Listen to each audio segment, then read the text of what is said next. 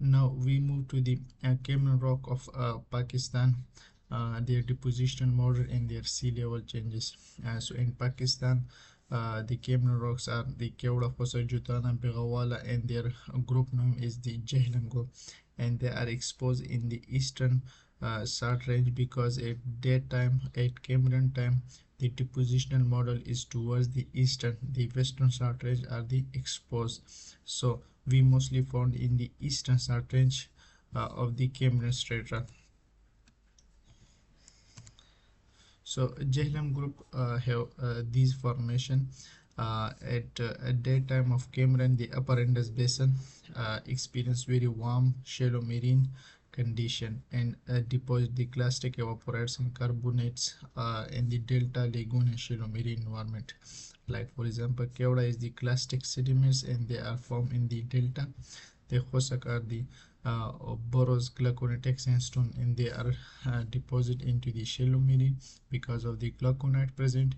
And the Jutana dolomite is the dolomite at the primary dolomite, so it deposits into tidal flat. And Bahawala is the also the sand and the evaporative kind of setting, so it deposits into tidal flat, but it deposits in the supratidal environment.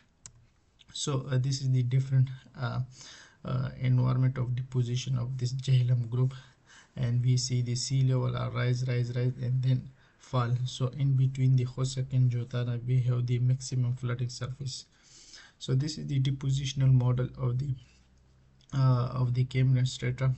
Eastern side is subsidized, and the western side range is the uplift. So mostly deposition occur in the Jhelum group in the eastern side range. So we have the thick succession of the Cambrian Strata at the eastern salt range. We have the sand, we have the glauconite sandstone, we have dolomite, and we have the salsudo mark of the Bagawala formation.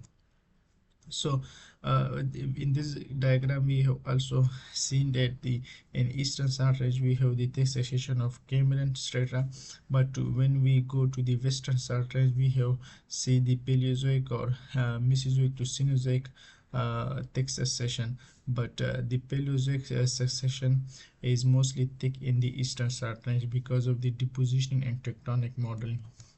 So this is the one paper which correlate the Jhelum group with the different part of the Himalayas origin. So first of all we go to the Kevda formation, their depositional model and their sea level change. So Kevda sandstone are 150 to 200 meter thick in the eastern salt range, and this is the position of the eastern salt range where the Cambrian Strata are thick exposed of the Kevda sandstone and the Kevda gorge. So they are contact with the salt range formation is the conformable, but at the Hosak formation on the top they are unconformable contact with the Kevda sandstone. So they represent the deltaic sequence, and delta is divided into two, delta front, delta plane, and pro delta. So when we go to the sandstone at the lower part they show the delta plane system. Why? Because they show the channelized bed and interbedded with clay or shale, but when we go to the upward direction they show the thick bedded, which is the representation of the delta front. So it's mean that it represents the sea level rise from the bottom to top. So this is the show the depositional of the delta environment. If we show the like this is the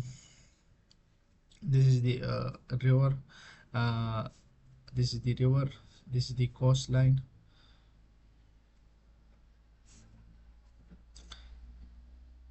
We see the river are move and they lost the energy and form the bird finger shape, so it represents the delta system. So we have different types of delta.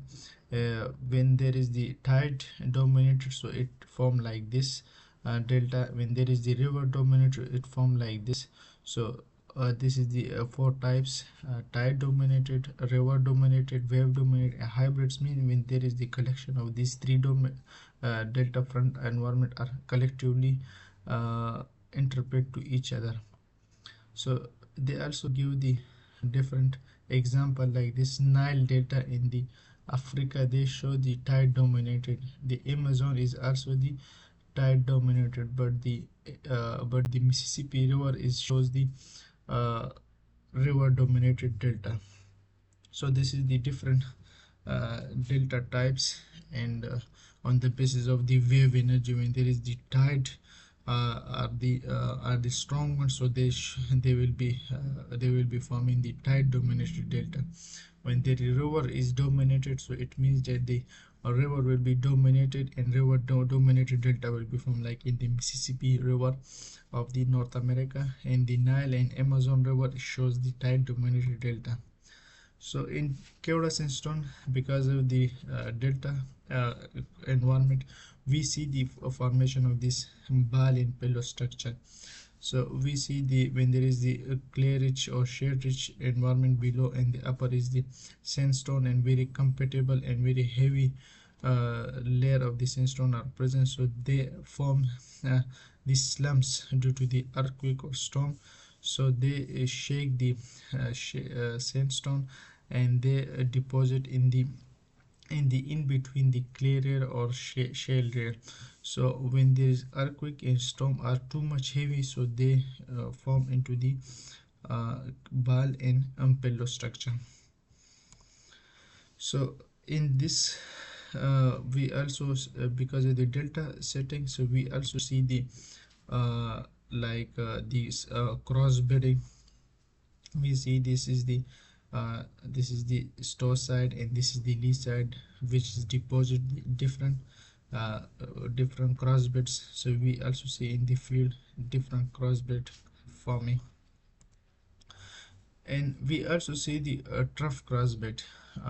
We This is the animation of the trough crossbeds when there is the very high energy are forming on the ripple marks. So the crossbeds are forming.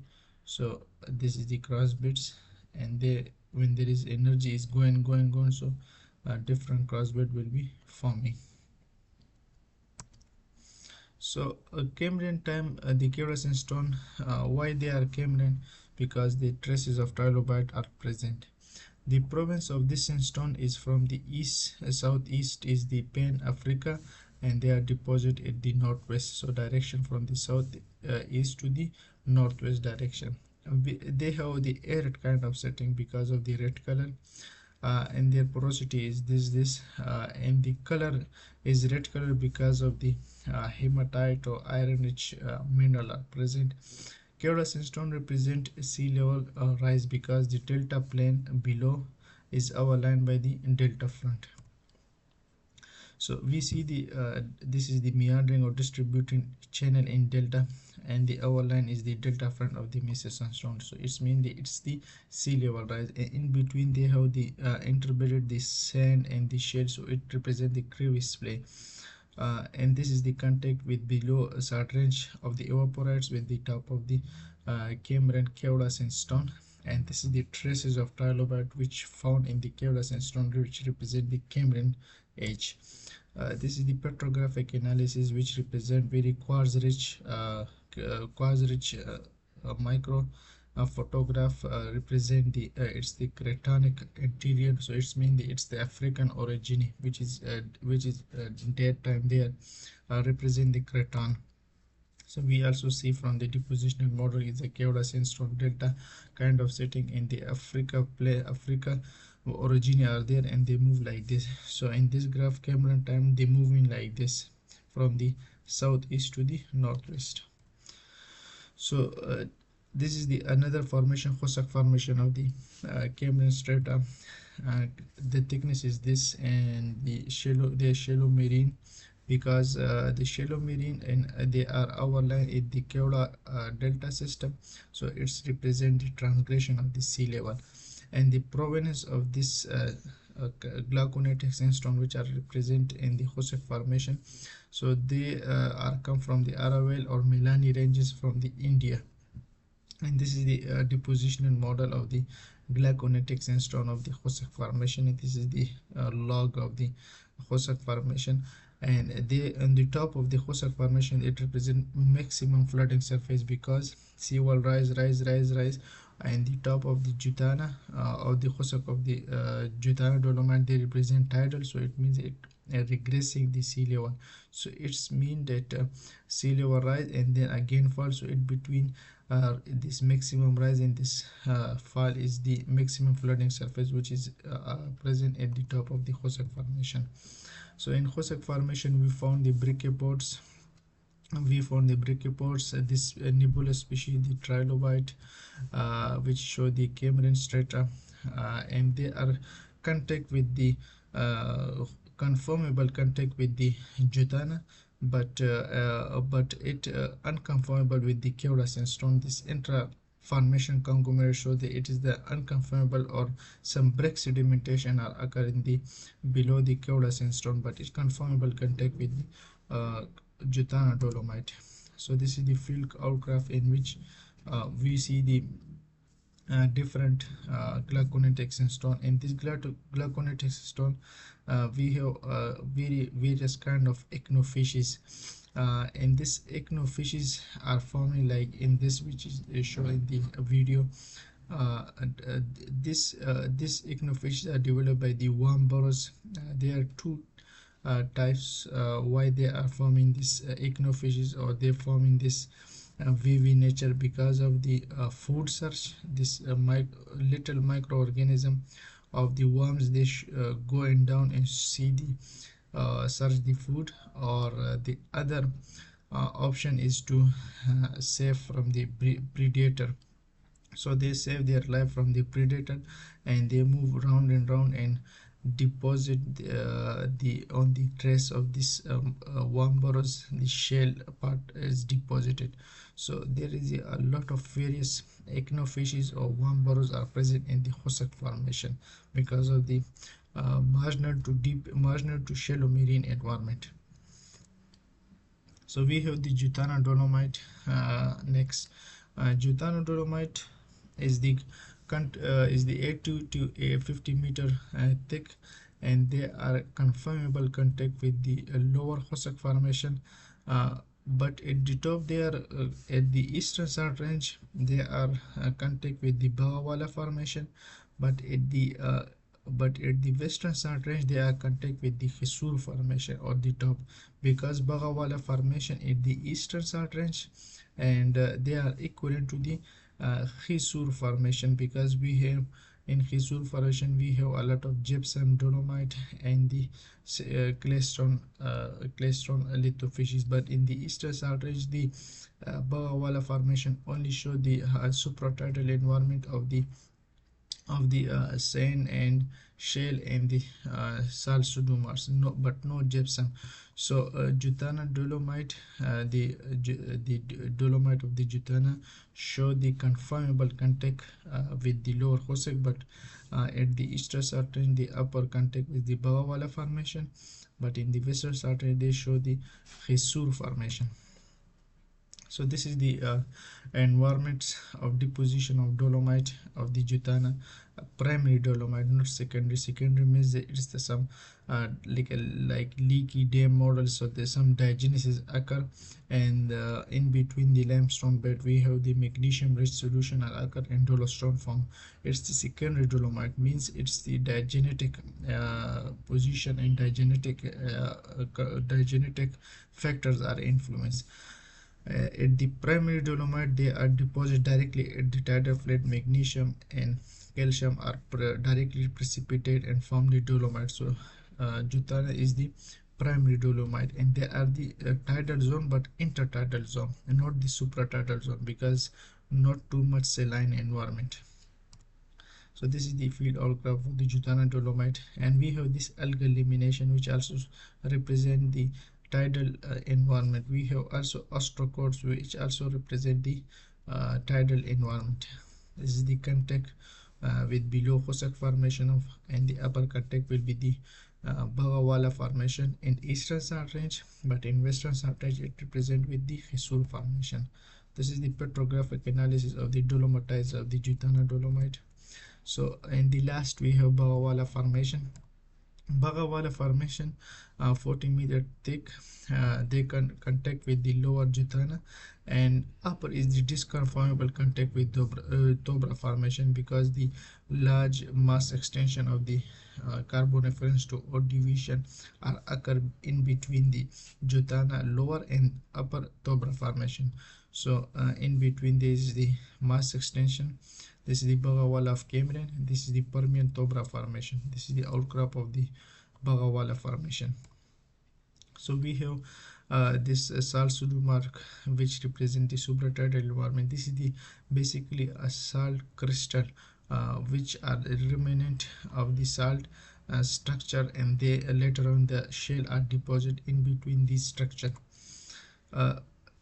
We have the deposition of the salt pseudomers, so it represents the supratidal environment, which are shows the Bagawala Formation. So Bagawala Formation is basically sea level rise, sea level fall, because the Jutana dolomite is the intertidal and the supratidal environment. So again sea level too much fall. In Bagawala Formation, we have the flazer and lenticular bedding, which is the diagnostic characteristic of the Bagawala Formation. Lenticular bedding means when there is the lenses of the sand occur in the shale bed layer, and the flazer bedding is when there is the lenses of the shale of the shale are occur in the massive sandstone. So how they are formed: when there is the ripples of the sand, massive sandstone, and the crust of the sandstone, we have the shale precipitation. So it forming the lenses of the shales with the massive sandstone bed, which also represent very high energy environment. In lenticular, it is the low energy environment, in which we have massive shale layer, but some due to the low energy, some sand are also form in the crust of the shale. So which forming the lenses of the sand in between the massive shale or clay layer. So it's known as lenticular bedding. So our next presentation will be on the Permian rock of Pakistan, which is very important, which Tobra glacier deposit.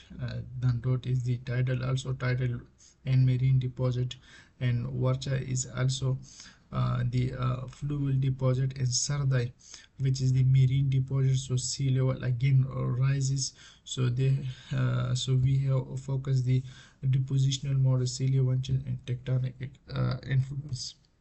So thank you so much for to watch this video informatic.